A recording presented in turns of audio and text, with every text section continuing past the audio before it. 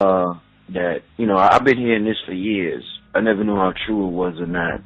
That Al Sharpton tried to set up a Afeni Shakur. He wore a wire to try to set up to, so they could arrest him. No. You see, don't fish with me. Do I think there's any rumor? I don't deal with rumors, okay? And if I sit and tell you, all you got to do is get the New York Post. They ran a 5-series story on him and talk to government agents. So look, if I raped a 5-year-old child and I'm babysitting for you and your child ends up getting raped, why wouldn't you think I did, huh? Just dealing with rumors, huh? And so I'm saying it's out there. All you got to do is go to reputable folks and people. It's there, But you can't go to the New York Times and Washington Post because if it's government, they're not going to run it. They're not going to run it at all. And so consequently, for you young people, there was a woman named Martha Mitchell. You ever heard of her? No. Okay. Well, that's an assignment you have.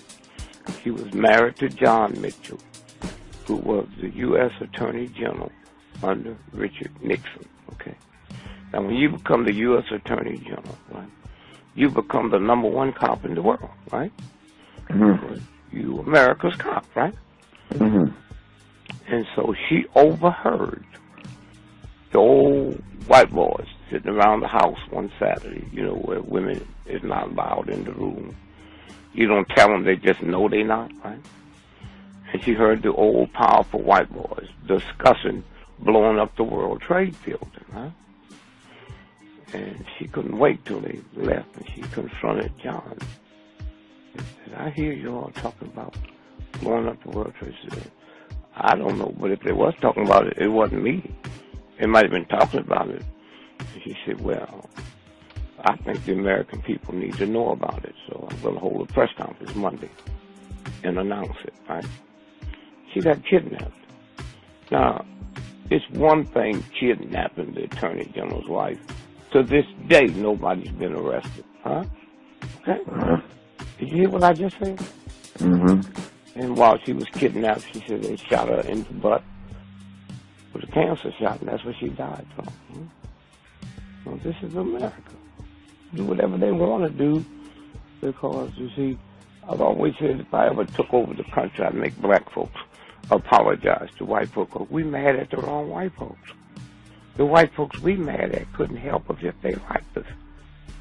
Do you really believe the Ku Klux Klan determined public policy, huh? You hear me? Yeah. Okay. And so, you remember the story of the brother down Downstar, Georgia, where they found him dead in the gym? Right. In the corner, and everybody said that he either committed suicide or he got trapped in there and smothered to death, okay? All right? Now we find out that it was a girl, 2 brothers, and a father, and I'm saying this for a reason. The white girl lured him over to the gym. The 2 brothers beat him to death, and the father instigated all of it. He was an FBI agent. That's what the FBI now is so scared. How will this break? It's out there. It's out there. You can Google it and find out. But this goes on, every day. I'm the one who released the pictures with the bullet in Ron Brown's head. They took that plane down. Wasn't nobody on it. They killed everybody. Then crashed the plane, made like it was a plane wreck. They couldn't deny it when I released the pictures, because the white folks at the Armed Force Institute of Pathology, they the ones that did the autopsy. They gave it to me. Okay? And they wasn't denying that that's what happened. Okay? So that's America. Speaking of attorney generals, the outgoing attorney general Eric Holder, he was in a recent he was being interviewed by Mike Allen, and Mike Allen asked him what book would he recommend any young man to read, coming to Washington, and he stated that he would tell them to read the autobiography of Malcolm X. Now, considering everything happened in this country... Wait. Yeah. Did he say why he wanted to read that? Yeah, he stated that he wanted people to see what Malcolm went through when he was young and his transition into becoming a Muslim, and then his transition into having respect for all of humanity. So he was talking about his journey, and he loved the journey that he went through. Okay, was he Attorney General when he told him that? This was recently. I mean, okay. Well, no, I asked you that because when you're Attorney General, you have access to all kinds of stuff. Okay. Right. Now let me tell you what happened and see why I got more access than he did. Okay. All right. They deliberately, on page 122 of the Malcolm book, right? You see, Alex Haley came in here from Naval Intelligence, okay?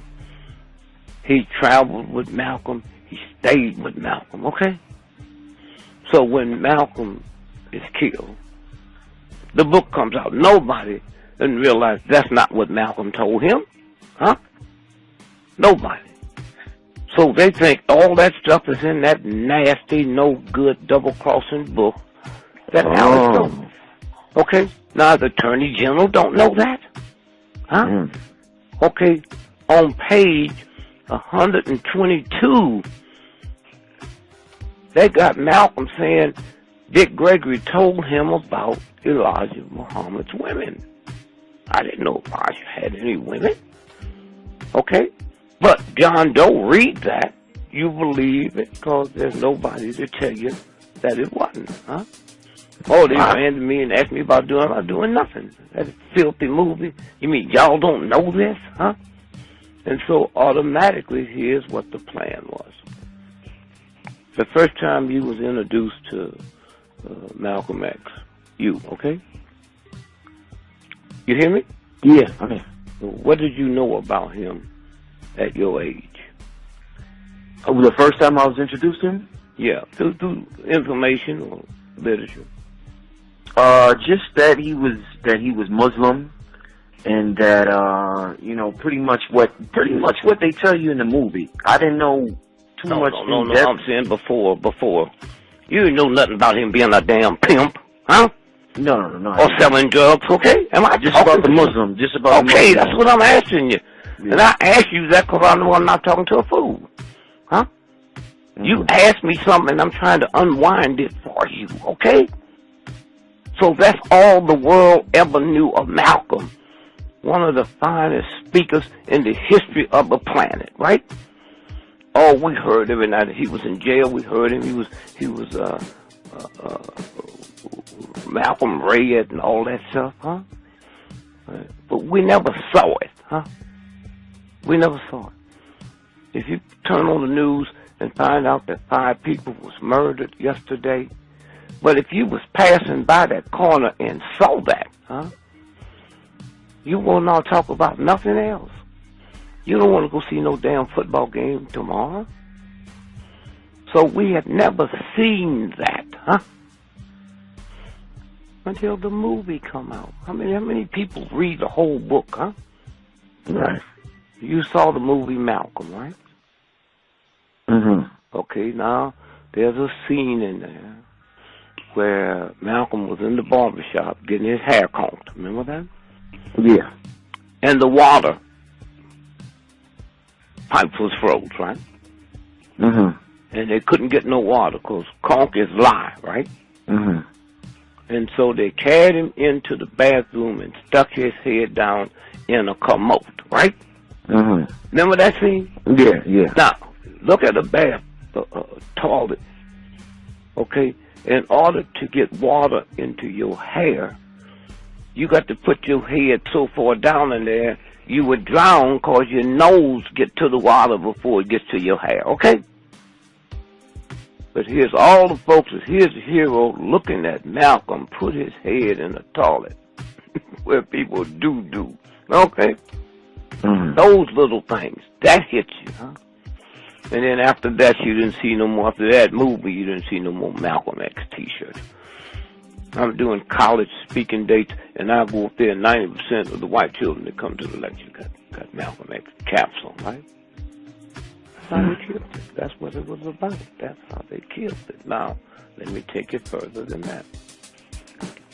Malcolm did not know, neither did Elijah Muhammad know, that those letters that Malcolm was getting with Muhammad's name on it was coming from J. Edgar Hoover. The letter that Elijah was getting with Malcolm's name was coming from J. Edgar Hoover. Set up the whole thing. Okay? Now, what we look at is the book comes out, and why wouldn't you think, the book, and then the movie comes out, and now they dramatize the whole bit, right? Now Malcolm called me that Sunday morning that they assassinated him. And he said, Brother Greg, Brother Malcolm, I was working at the village gate, Basin Street East, closing that Sunday night. They talked to Malcolm the day before. Me and Evan Powell had hung out with him a couple of days. And Malcolm had started carrying a gun. That's what fear do to you. Huh? See, Malcolm, suppose you chasing somebody who shot at you down the street and you hit and kill a 7-year-old child. Your stuff is over, man. Your stuff is over. Huh? Now, Malcolm lived way up on the hill, so his house was firebombed. And all the news was saying that Malcolm X's house had been firebombed 15 minutes ago, and the police said it was a green Pontiac license plate, such and such a thing. Well, what they were saying to the folks that did it, get rid of that car, okay? All right? Get rid of that car. Plus, if you know Malcolm, his house was sitting like almost a half a mile from the street. So you're going to tell me somebody's going to come through a driving car and throw a Molotov cocktail out the window and it goes up to the house? Huh? Right, yeah. Okay, so now, when Malcolm called me and tell me, he said this, remind you, speaking of, the Ottoman, and I said, you're going to be there. I said, Malcolm, I'm going to be there. Matter of fact, I'm not going to let the government get 2 for the price of 1. He said, I'm sorry you feel that way. No, but they're after you, man, not me. And I said, and I love you so much, man. Let me tell you what I had my wife, Lillian, book me a date 2 weeks ago, Sunday morning, at a college located by O'Hare Field in Chicago. And so I leave here in another hour and a half. And when you're there, I can't even get the urge to come and see you, man. Just like that. And so I'm speaking, and the guy bring me a note up and said they just killed Malcolm a few minutes ago. Now we go through the whole thing. And, I'm used to being scared in the South or whatever hits you before fear. But the first time I knew it could happen, the first time I ever thought they're going to blow up the funeral. And they had police, they had National Guard on the rooftop. I know if it happened, they're the ones going to do it, right? But I went anyway. I went anyway to the funeral. I'm thinking about, wow, man. So now let's take it past that. Malcolm X was in the Island Ballroom. You saw all the pictures. He was up on the stage speaking. You saw that, right? Yeah. Okay. And somebody released a stink bomb in the back. You know about that, right? Mm-hmm. And while the people was running and hollering and screaming, people with their children and stuff, these black men rushed up to the stage, right? They was on the floor. Malcolm was up on the stage, remember? Mm-hmm. And they shoot him. And the next thing you see is Malcolm's on the floor, and you see this black man giving him mouth to mouth, right? Mm-hmm. Then we find out the black man is a New York undercover agent. So undercover, his paycheck comes from the New York utilities companies, right? Now, what does that mean? It means this. When you shot in the chest, you don't give mouth to mouth because you die from air bubbles in the lungs. So if you look at Malcolm's autopsy and Lee Harvey Oswald's autopsy, they both died from the same thing, air bubbles in the lung. Or they shoot you in the chest and they have somebody run up there and look like a good Samaritan. Okay, so now it goes on and it goes on. So then find out that Malcolm's whole mindset changed. And you know the beautiful thing about the innocence of people, when Malcolm was assassinated, everybody around the world was told by NBC, CBS, ABC, FBI, okay, everybody, that it was the Nation of Islam, right? Mm-hmm. My grandmother don't know nothing about no Nation of Islam except she see them on the corner. They're very clean, they're very neat. You never hear them cuss. As much as the white Americans hated them, none of them was ever been busted for drugs. They never found drugs in the mosque or nothing like that, right? And so there was the whole game. It's like Tiger Woods.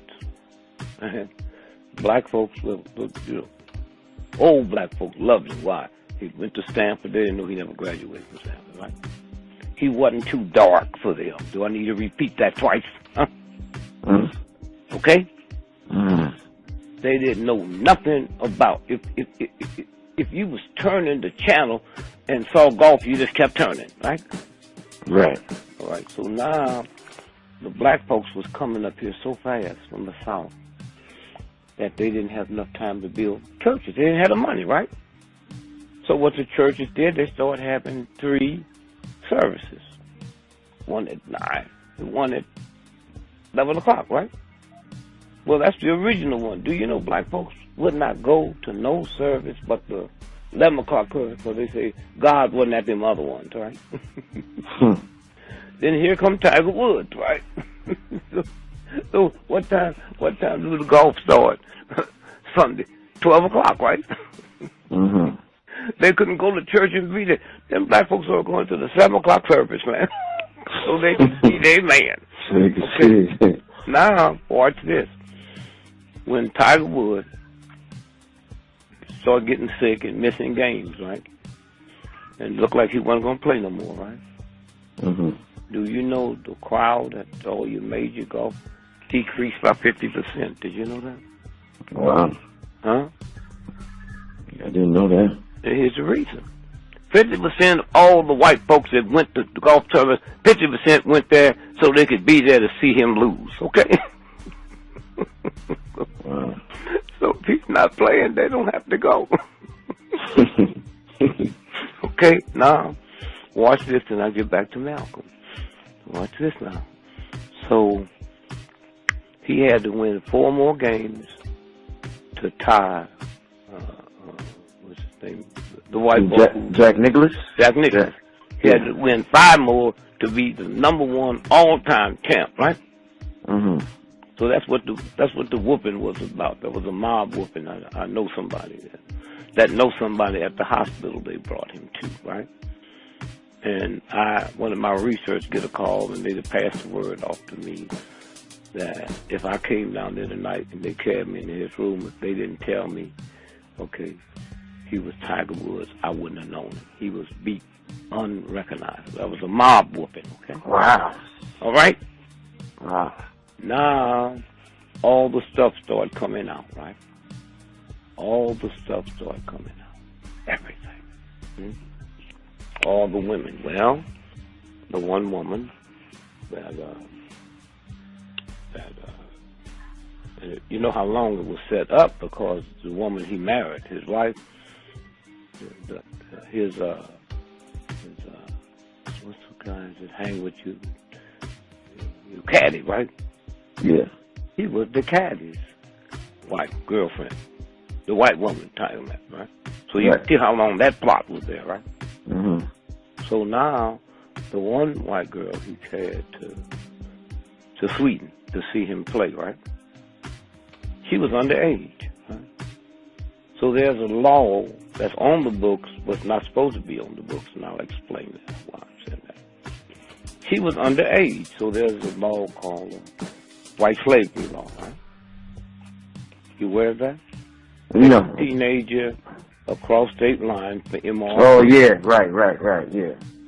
They passed that over 100 years ago to shut down Jack Johnson, the greatest boxer that ever lived, right?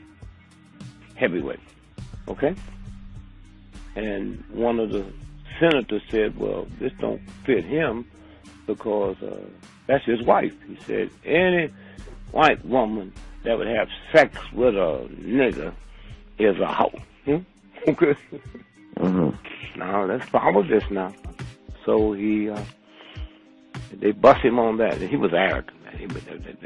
They couldn't do nothing less than just kill him. He flaunted them. You know, it's my woman, my wife, tell me what to do, right? And so he's in jail. And after that, 70-some years, they didn't let another Negro become heavyweight champ of the world. And when Joe Louis became heavyweight champ, there was a deal made. The first 20 fights you have, this white group will split 50-50. You have nothing to say about it. If you don't do it, the world will never hear of you, okay? And if you win, they know he's a winner. All they got to do is throw fights for him. Huh? Right. And he don't even have to know it, right? And so, and if you win, you can never throw your hands up in the air, right? Because we think it would cause a riot in the stadium. So if you look at the footage, they didn't have TV then. You would see after the fight, all he would say is, how mama this, I thank God I win. I had another lucky day. That's all he would say, okay? Wow. Then a movie came out called King Kong. Did you see it? Yeah. A gorilla with a white lady. What city was it? In New York or Chicago? I think it was New York. Right, okay. Why was it New York? Because it was the story of Jack Johnson and the white lady. You ever ask yourself, man, why would a gorilla be in New York? Ain't no trees, and Lord, ain't no bananas. Yeah. What's in New York? The symbol, Madison Square Garden, the boxing capital of the world. Okay, see how it works? See how it works? So that law is still on the books. Now, I'm not telling you this from proof. I don't need no proof on this. I know about the whooping. I didn't let them send me the pictures because it's a federal law to have somebody else's hospital records, right? Mm-hmm. So, all at once now, I know the deal they must have made with him. The little underage girl you took, we're going to give you 5 to 10 years in jail. So your golf shit's over anyway, huh? Nah, if you want to beat that, we'll have an open investigation, huh? And you play for a little while longer, and then you hurt your leg or hurt your back or hurt your arm, and then you shut the stuff down. Okay? We have what you have, okay? Yeah. That's where that goes, okay? And now consequently, we'll get back to Malcolm, and so all that was woven in there. So Malcolm ends up. The beautiful thing is, man, I'm 83 years old, man. I know black folks would never be a Muslim. Huh? And white but I've never seen a race of people stop eating a certain food because of a Muslim. I know black folks stop eating pork, okay? Because of the Muslim, the teachings, the whole thing. Would never be a Muslim if their life depended on it. But they stop eating pork. Right. You hear me? Yeah. Stop eating pork. And now you go in the restaurant and say, I like such and such, you know, got a little pork in it. That's the owner tell you that, huh? That's the power that the Honorable Elijah Muhammad had, huh? Okay? And so I had my cousin, was a Muslim, born into it. And I said to him, I said, hey man, Merry Christmas. And he said, I ain't know Merry Christmas. I don't believe in no whitey Christmas holiday. I said, but let me tell you something. If Christmas come on a Monday, Tuesday, Wednesday, Thursday, Friday, and your bank is closed, you believe in it. And I said, now, I'm going to take you to my Black Baptist church, right? My Black Baptist church. And you're going to see this black preacher standing there, and right behind him, you're going to see a white Jesus, right? Now, I'll go to your temple, I'll see the Honorable Elijah Muhammad standing there, and right behind him, I see the white boy named Farad. That's the same symbol. Okay. What you lawyer? It's the same symbol, huh? And so, consequently, if you got an old black woman, running down the street from some thugs, and they see a cop on the corner over there, and they see a pimp over there, and a Muslim standing there with the newspaper, they'll run to him because they know they're safe. Huh? Did you hear what I just said? Yeah, that was deep, yeah. Okay, they'd run to him because they know while they standing there, they're not going to hear no cussing. Hmm? They're not going to see no dope deals being made at the bus stop, huh? Now, so when the thing happened and they swore it was the Nation of Islam, not one Nation of Islam had to get off the corner the day he was killed or any time after, because there's something in black folks' spirit. They know they was lying. They didn't know nothing else. They know those folks that I see did not do that. Huh? Now let's go back to the Ottoman ballroom. The brother that was mouth to mouth, he's CIA agent now. Okay, and so now, we find out that the federal government has the autopsies on Malcolm X. Well, hey, wait a minute, hold it. Oh, come on, y'all. That wasn't a federal crime. It wasn't robbing a bank. Why y'all doing your autopsy? So I hit some of my strings. When they sent a Chicago Tribune front page story, me and who was pictured on the front page, headlines, use mob to kill Dick Gregory. Okay, that's the viciousness. That black folks and white folks just walk down the street and think you living in such a wonderful place, you're going to be woke up to a rude awakening, huh? The problem wasn't that he sent the message. The problem was I got to tell Expo Johnson, the head of the FBI in Chicago, got it. Okay. Wow. Now, wait a minute. And what's worse than that, when the Chicago Tribune did a front page story, New York Times, okay, the Chicago Sun, LA Times, no other paper ran that story. Come on, y'all. If it would have been the opposite, that they intercepted, well, I had some hit people to wipe out who, it would have been in every paper, even in funny books, been in children's little readers, huh? So I know how filthy this country is. You all out there listening don't know. That's how Hitler took over. That's how Hitler took over. And I don't carry no gun. I'm listed in the phone book. My children growing up getting those nasty letters. I didn't know when they was going to plant drugs on them or send them up or kill them. I remember an agent told me, he said, you're not worried about us killing you. if I thought the God I prayed to couldn't protect me against y'all's filth, or the filth of America, I'd help y'all pull the trigger, man. Okay? You see, I know that we were sent here to heal the nation, not by Mount Sinai Hospital, by the same God. See, there's different than the God in a church. I love church, man. I go by there, wow. And I tell the world the strongest two forces in the history of America is the black woman and the black church. And we black men. In order for you to get me, who do you call? My agent? Or who? Your wife. No, my wife. I know who the black woman is. Mm-hmm. I know who the black woman is. Do you know a black woman in America is the only woman in the history of the planet that can take a butter knife and cut your ties to the rim? Right, you told me that before. Right. You hear me? Yeah. See, nobody else can do it, right? That's her. We don't even see that, huh? We don't even see who she is, right? And so consequently, we sit here to heal, huh? We are lightness, huh? We light.